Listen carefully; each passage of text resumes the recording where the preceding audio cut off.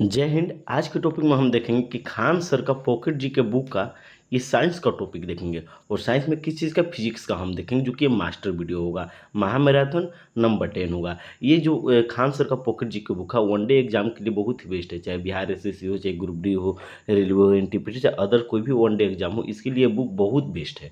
एक बार जो ये किताब पूरा अगर कंप्लीट पढ़ ले तो उसका एग्जाम निकलना अनिवार्य है। तो देखते हैं इस बुक के आज का टॉपिक है फिजिक्स। साइंस का स्टार्ट करते हैं बिना देरी किए हुए। हमको देखना है यहाँ से दाब, प्रेशर हम देखना है, ठीक है। ऊपर हम पढ़ चुके हैं। अगर आपने ऊपर का वीडियो नहीं देखा है तो डिस्क्रिप्शन में लिंक होगा, प्लेलिस्ट बना होगा, वहाँ से आप देख सकते हैं। देखें प्रेशर दाब, ठीक है। तो स्टार्ट करते हैं। किसी सतह के संपूर्ण क्षेत्रफल के लंबवत लगने वाला पूर्णरोध तथा प्रति एकांक क्षेत्रफल पर लगने वाले लंबवत को क्या कहते हैं? दाब कहते हैं।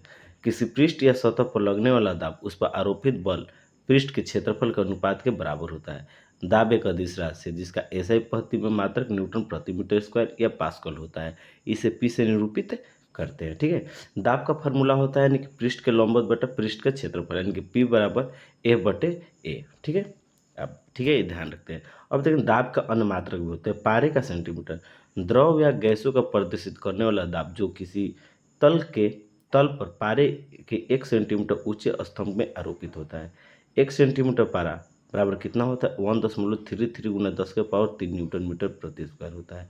वह 76 सेंटीमीटर पारा बराबर 1.013 गुना 10 के पावर 5 न्यूटन प्रति मीटर स्क्वायर, जो कि एक वायुमंडलीय दाब के बराबर होता है और 760 मिली पार लीटर के पारा के बराबर होता है। ध्यान रखिएगा।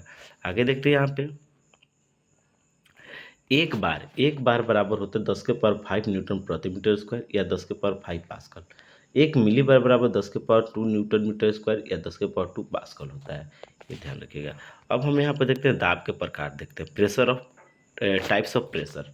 वायुमंडलीय दाब एटमॉस्फेरिक प्रेशर पृथ्वी की सतह से 500 किलोमीटर ऊंचे पर स्थित वायुमंडलीय के किसी स्थान से एकांक क्षेत्रफल पर उस स्थान के वायुमंडलीय के शीर्ष तक स्तंभ का कुल भार उस स्थान का वायुमंडलीय दाब कहलाता है। इसे PATM द्वारा सूचित किया जाता है, ठीक है। वायुमंडलीय दाब की ऊंचाई बढ़ने के साथ साथ कम होता है। वायुमंडलीय दाब की ऊंचाई बढ़ने के साथ साथ कम होता है जिसका मापन मरकरी बैरोमीटर द्वारा किया जाता है, इसलिए इसे बैरोमीट्रिक दाब भी कहा जाता है। समुद्र तल पर वायुमंडलीय दाब 1.013 गुना 10 के पावर 5 पास्कल के बराबर होता है या 760 mm के बराबर होता है, ठीक है। अब देखते हैं गेज दाब। गेज दाब क्या कहलाता है? किसी निकाय का वायुमंडलीय दाब के सापेक्ष बल गेज दाब कहलाता है। किसी निकाय का वायुमंडलीय दाब के सापेक्ष दाब गेज दाब कहलाता है। जो निकाय वायुमंडलीय दाब का अंतर होता है जिसे पी गेज से निरूपित करते हैं। इसका एक फार्मूला होता है, ठीक है। फार्मूला आप देख सकते हैं। P gauge equal to PABS minus PATM, ये होता है इसका फार्मूला। मतलब इसका हिंदी में इसका फार्मूला भी इसको जानकारी होना चाहिए क्योंकि एग्जाम में ये बार बार पूछा जाता है। तो गेज दाब का फॉर्म होता है कि परम दाब माइनस वायुमंडलीय दाब, ये एक फार्मूला है। ये फार्मूला ध्यान से एग्जाम में पूछा जा सकता है। गेज दाब बराबर परम दाब माइनस वायुमंडलीय दाब होता है। उदाहरण वाहनों को टायरों का वायु दाब गेज दाब संकल्पना के आधार पर ज्ञात करते हैं, ठीक है। ध्यान रखिए। अब देखते हैं यहाँ पे अब्सोल्यूट प्रेशर यानी परम दाब क्या कहलाता है। तो पर वायुमंडलीय दाब शून्य क्षेत्र जैसे निर्वात के सापेक्ष मापा गया परम दाब कहलाता है। इसे PABS से निरूपित किया जाता है। ABS मतलब परम दाब हो गया। और अवकलन दाब डिफरेंशियल प्रेशर किसी पिंड के दो बिंदुओं के मध्य दबावांतर अवकलन दाब कहलाता है जिसे मुख्य प्रयोग मौसम संबंधी गणनाओं में किया जाता है। इसे ट्रेंगल P द्वारा सूचित किया जाता है, ठीक है। अब देखते हैं यहाँ पे द्रवों में दाब। प्रेशर इन लिक्विड क्या है? द्रव के अणुओं द्वारा द्रव की सीमा के अंदर रखी गई वस्तु पर विभिन्न दिशाओं में आरोपित बल जो किसी प्रति एकांक क्षेत्रफल पर कार्यरत हो उसे द्रव का दाब कहते हैं। किसी बिंदु पर द्रव का दाब सभी दिशाओं में समान रूप से लगता है। जो बिंदु की गहराई H, घनत्व D और P और गुरुत्वीय त्वरण G के गुणनफल के क्या होता है? बराबर होता है। P liquid equal to PGH कहलाता है। ये एक फार्मूला है, ध्यान रखिएगा ये। अब देखते हैं पास्कल लॉ। ये तो इम्पोर्टेंट है। पास्कल लॉ क्या कहलाता है देखते हैं यहाँ पे। फ्रांसीसी वैज्ञानिक पास्कल के अनुसार विरामावस्था में तरल का दाब उन सभी बिंदुओं पर जो समान ऊंचाई पर स्थित है समान होता है। किसी परिबद्ध तरल पर आरोपित बल बिना घटे उस तरल के सभी बिंदुओं तथा पात्र के दीवारों पर संचरित होती है। अब पास्कल के नियम पे कौन कौन सा आधारित है? Hydraulic lift, hydraulic brake, hydraulic press इत्यादि पास्कल के नियम पर आधारित होता है। ध्यान रखिएगा ये। ठीक है, अब इधर का हम पॉइंट देखते हैं। इधर का क्या पॉइंट है यहाँ पे? दाब का गलनांक और क्वथनांक पर प्रभाव। दाब का जो गलनांक होता है और क्वथनांक पर क्या प्रभाव पड़ता है? जिन पदार्थों को गर्म करने पर आयतन में वृद्धि हो, उधर गलनांक बढ़ने पर बढ़ जाता है। क्वेश्चन समझिएगा, जिन पदार्थों को गर्म करने पर आयतन में वृद्धि हो, उनका गलनांक भी बढ़ने पर बढ़ जाता है। जैसे मोम, घी, जिनका आयतन गर्म करने पर कम होता है, उनका गलनांक दाब बढ़ने पर कम होता है। जैसे बर्फ, स्मिट, ढलवा, लोहा इत्यादि। दाब बढ़ाने पर सभी द्रवों का क्वथनांक बढ़ जाता है। ये इंपॉर्टेंट है, दाब बढ़ाने पर सभी द्रवों का क्वथनांक क्या होता है? बढ़ जाता है। ठीक है, अब देखते हैं प्लवन, फ्लोटेशन। तो किसी वस्तु का द्रव में तैरने का गुण प्लवन कहलाता है। प्लवन के वस्तु के भार व उपेक्ष पर निर्भर करता है। किसी वस्तु को द्रव में डुबाने पर उसके भार में कुछ कमी आती है तथा एक बल उसे पुनः ऊपर लाने का प्रयास करता है, वह बल उत्प्लवन बल व गुरुत्वाकर्षण उत्प्रेक्ष बल कहलाता है। जिस बिंदु पर बल कार्यरत होता है उसे उत्प्लावन केंद्र कहते हैं।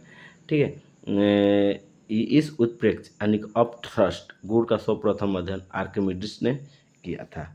ये तो हुआ यहाँ फॉर्मूला। अब देखते हैं डेंसिटी, घनत्व के बारे में हम यहाँ पे जानेंगे।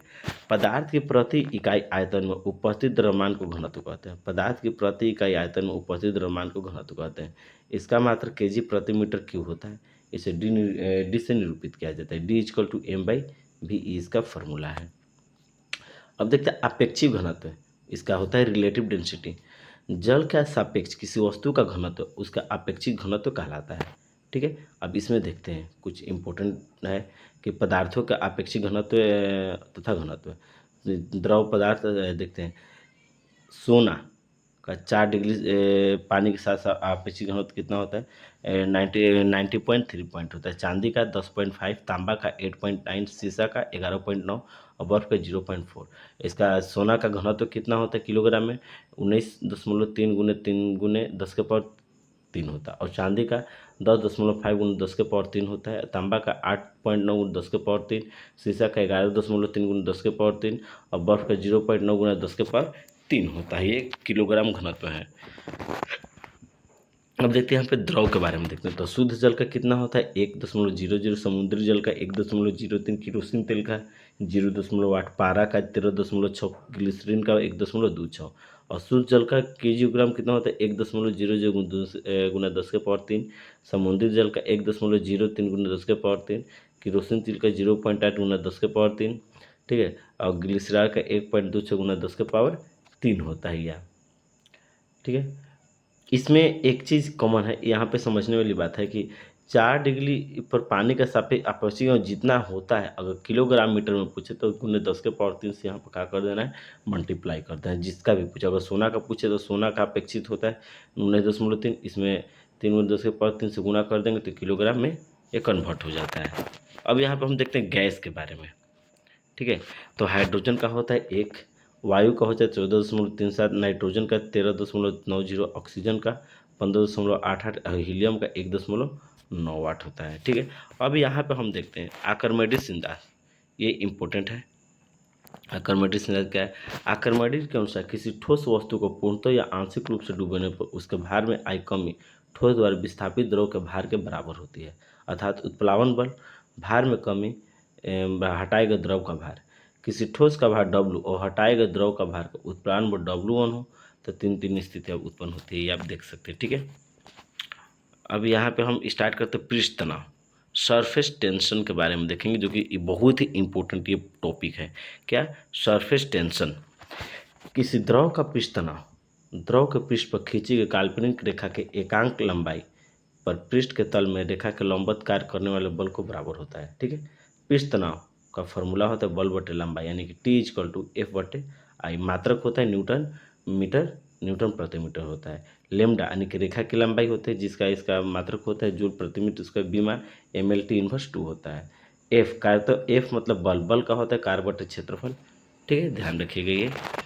आगे देखते हैं हम कि द्रव के पृष्ठ क्षेत्रफल में एकांक वृद्धि करने के लिए किया गया पृष्ठ कार्य तनाव कहलाता है। एक पॉइंट है, किसी द्रव में अत्यंत घुलनशील अशुद्धि मिला दिया जाए, किसी द्रव में अत्यंत घुलनशील अशुद्धि मिला दी जाए, द्रव का पृष्ठ तनाव क्या होता है, बढ़ जाता है। और घुलनशील अशुद्धि मिला दिया जाए द्रव का पृष्ठ तनाव क्या होता है, कम हो जाता है। जैसे जल में एल्कोहल मिलाने पर जल का पृष्ठ तनाव क्या होता है, कम हो जाता है। जल में नमक मिलाने पर जल का पृष्ठ तनाव क्या होता है, बढ़ जाता है। क्वेश्चन समझिए, अगर जल में किसी चीज़ को मिलाया जाएगा तो जल का पृष्ठ तनाव कम हो जाता है, लेकिन जल को किसी चीज़ में मिलाया जाता है तो उसका पृष्ठ तनाव क्या होता है, बढ़ जाता है। अब देखते हैं यहाँ पे कोहेसिव एंड एडहेसिव फोर्स, मतलब संसंजक बल और असंसंजक बल के बारे में हम यहाँ पे देखते हैं ये टॉपिक।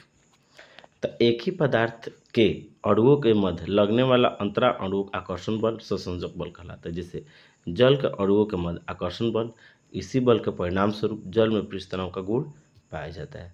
भिन्न पदार्थों के अणुओं के मध्य लगने वाला आकर्षण बल असंजक बल कहलाता है। जैसे कांच की गिलास में रखे अणु और ग्लास की दीवारों के अणुओं के मध्य आकर्षण बल कहलाता है।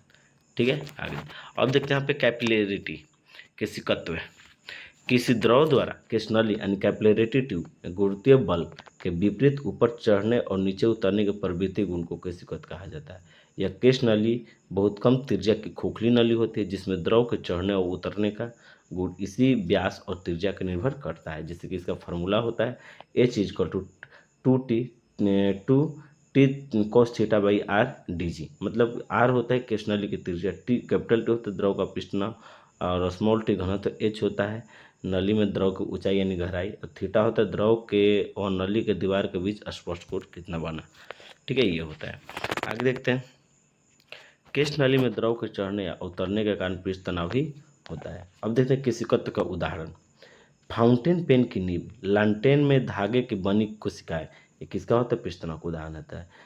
केशिकत्व का उदाहरण होता है। स्याही सुखाने के लिए सोखता कागज यानी कि बोल्टिंग पेपर, ये भी केशिकत्व का भी उदाहरण होता है।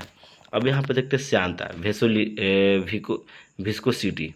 देखते हैं द्रवों का वह गुण जिसके कारण द्रव अपने भिन्न भिन्न परतों में होने वाली अपेक्षित गति विरोध करते हैं, जैसे श्यानता का गढ़ापन कहलाता है। यह एक घर्षण बल के समान है जो द्रव के परदों के बीच कार्य करता है। आदर्श तरल द्रव की श्यानता शून्य होती है। ठीक है, आगे देखते हैं यहाँ पे श्यानता का कारण द्रव का अणुओं के मध्य संसंजक बल का होना द्रव के अपेक्षित गैसों की श्यानता में बहुत क्या होती है, कम होती है। आगे देखते हैं यहाँ पे तापमान में वृद्धि करने पर द्रवों की श्यानता घट जाती है जबकि गैसों की श्यानता बढ़ती है। क्या करें, तापमान में वृद्धि करने पर द्रवों की श्यानता घटती है जबकि गैसों की श्यानता बढ़ती है। श्यानता का एग्जाम्पल, जल से भरी बाल्टी को हिलाकर छोड़ देने पर थोड़ी देर में जल अपने आप स्थिर हो जाती है। ये श्यानता का एग्जाम्पल है, ध्यान रखिएगा। आगे देखते हैं इधर, आगे दिया यहाँ पे जल की श्यानता वायु से अधिक होती है। जल की जो श्यानता होती है वायु से अधिक होती है, इसलिए जल की अपेक्षा वायु गति करना सरल होता है।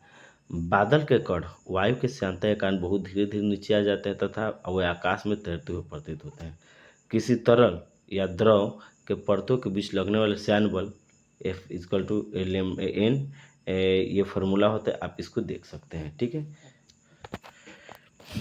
आगे देखते हैं यहाँ पे। अब यहाँ पर हम देखते हैं सीमांत वेग, टर्मिनल वेलोसिटी इम्पोर्टेंट है। जब किसी वस्तु को तरल माध्यम में गैस अथवा द्रव में स्वतंत्र रूप से गिराया जाता है तो वस्तु पर मुख्यतः बल दो दिशाओं में कार्य होते हैं। एक गुरुत्व बल, वस्तु की गति की दिशा, और मध्यम का श्यान बल उत्प्लावन बल वस्तु की विपरीत दिशा होता है। प्रारंभ में वस्तु का वेग गुरुत्वीय त्वरण से प्रभाव में पड़ता है। क्या करें, प्रारंभ में वस्तु का वेग गुरुत्वीय त्वरण के प्रभाव में बढ़ता है, परंतु समय के साथ माध्यम का श्यान बल भी बढ़ता है और अत्यंत श्यान बल एवं उत्प्लावन बल का योग गुरुत्व बल के बराबर होता है। परिणाम स्वरूप वस्तु का त्वरण शून्य हो जाता है और वस्तु का एक नियत वेग गिरने लगती है।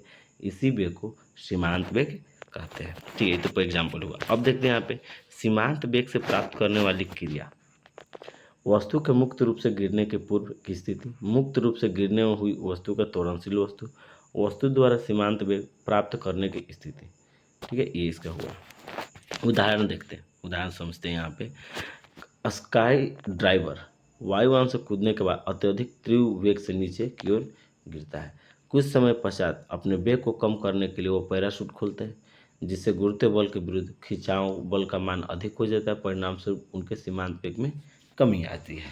तो ये इसका रीजन है। आगे देखते हैं स्टोक्स लॉ। स्टोक का नियम क्या कहलाता है? किसी तरल माध्यम में स्वतंत्र रूप से गिरती हुई गोलाकार वस्तु पर माध्यम की सतहों पर द्वारा आरोपित श्यान बल का मान उस वस्तु के त्रिज्या, तरल की श्यानता, सीमांत वेग पर निर्भर करता है तथा लगने वाला श्यान बल ठोस गोलाकार वस्तु की गति के विपरीत होता है। वस्तु पर आरोपित बल 6 गुना पाई गुने तरल पदार्थ की श्यानता गुने गोले की त्रिज्या और सीमांत वेग की फॉर्मूला होता है। आप इसको ध्यान रखिए, जैसे कि ए बराबर यहाँ पे फॉर्मूला होता है। अब देखते हैं यहाँ पे धारा रेखीय प्रवाह क्या है? स्ट्रीमलाइन फ्लो क्या है? द्रव का वह प्रवाह जिसमें एक ही बिंदु से गुजरने वाले द्रवों के सभी कण एक ही पथ से गुजरते हैं, धारा रेखीय प्रवाह कहलाता है। वह मार्ग को धारा रेखा कहा जाता है।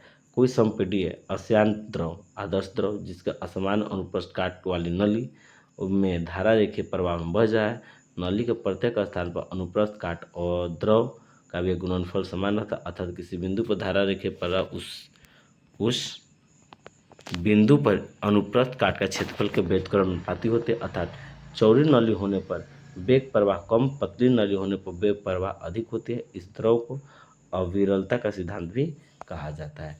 तो आज के लिए इतना ही। धन्यवाद।